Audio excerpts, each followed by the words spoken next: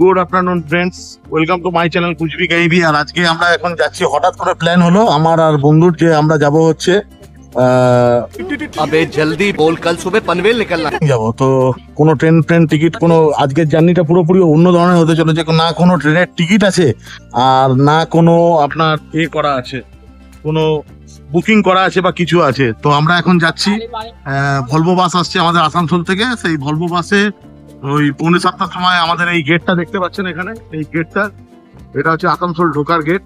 ওই ঢোকার গেটের কাছে আমরা এখান থেকে আমরা বাইপাসে উঠছে, এটা আমাদের আসানসোল শহর চলে যাচ্ছে।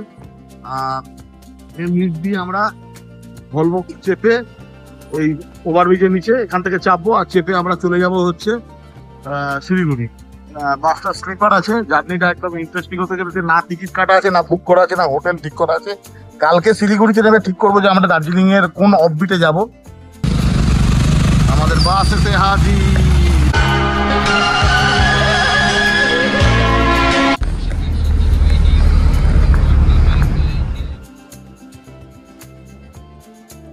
আমাদেরকে আজ সিট দিল না শিলিগুড়ি যাওয়ার। আমরা এখন গন্তব্য চেঞ্জ করেছি হঠাৎ করে, মানে শিলিগুড়ি যাওয়ার জন্য বেরিয়েছিলাম, শিলিগুড়ি যাওয়ার একটাও সিট নেই। আর শুক্রবার 25 তারিখে কোনো সিট পাওয়া গেল না। তো আমাদের এখন ঘুরতে যাওয়ার জায়গা চেঞ্জ। আমরা আর পাহাড় দেখবো না, এবার আমরা দেখবো সমুদ্র। বলেন কি?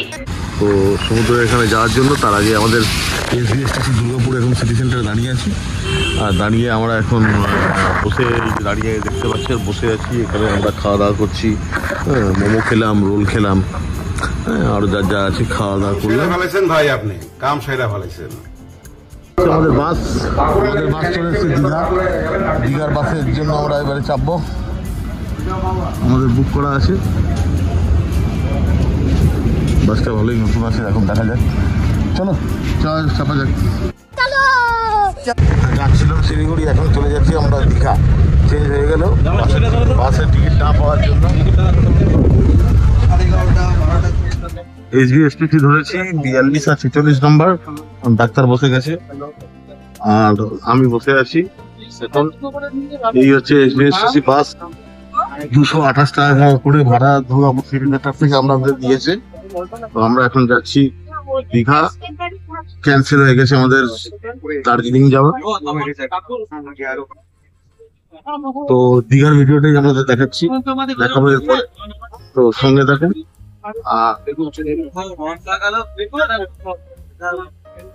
আর বাস আমাদের চলতে শুরু করে দিয়েছে। SBSTC-তে বসে আছি রাত্রিবেলা। দেখে মনে হবে না যে আমরা রাত্রিবেলা যাচ্ছি। পুরো বাস একদম খচাখচ ভিড়ে ভর্তি, কোনো সিট নেই, পেছনে 2-3টে সিট খালি আছে।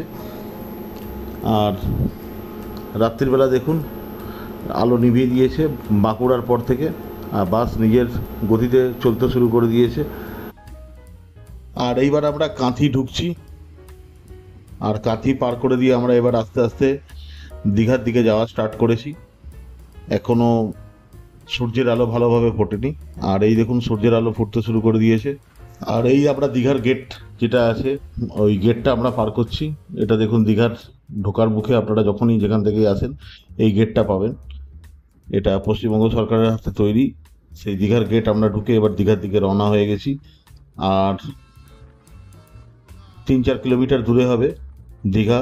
আর একটা সমুদ্রের গন্ধ, মন মাতানো গন্ধ যেন নাকে আসতে শুরু করেছে। এখন থেকে হোটেলগুলো দেখতে পাচ্ছি আমরা। বিশ্ব বাংলা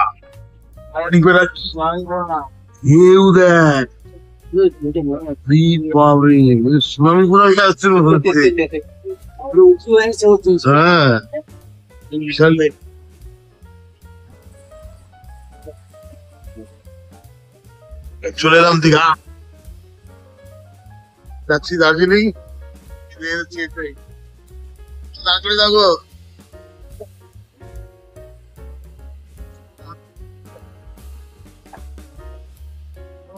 যাওয়ার কথা ছিল আমাদের কোথায়, দার্জিলিং। এখন চলে এলাম আমরা দীঘা। এখানে কি কথা কি সুন্দর, এগুলো গভর্নমেন্ট।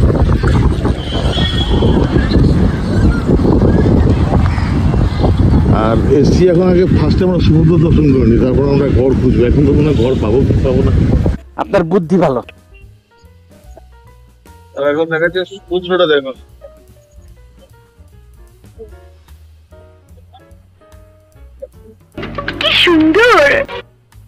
আর ভোরবেলায় সমুদ্রটা দেখতে দারুণ লাগছিল। আপনারাও উপভোগ করছেন হয়তো সমুদ্রের জলরাশি আর তার মধ্যে এই নীল আকাশ, এই যে জলের কালার এবং আকাশ ভোরবেলায় এত মানে শান্ত স্নিগ্ধভাবে সমুদ্রটা দেখছিলাম, দারুণ লাগছিল। মনটা মানে সারা রাত রাত ধরে যে জার্নি করে আমরা এসবিএসটিসিতে গেছি, সেই জার্নিটা পুরোপুরি 5 মিনিটের দর্শনে মনটা একদম মানে আলাদা একটা অনুভূতি এনে দিয়েছে, এবং এই অনুভূতিটা আপনাদেরকে ভাষায় প্রকাশ করা যাবে না।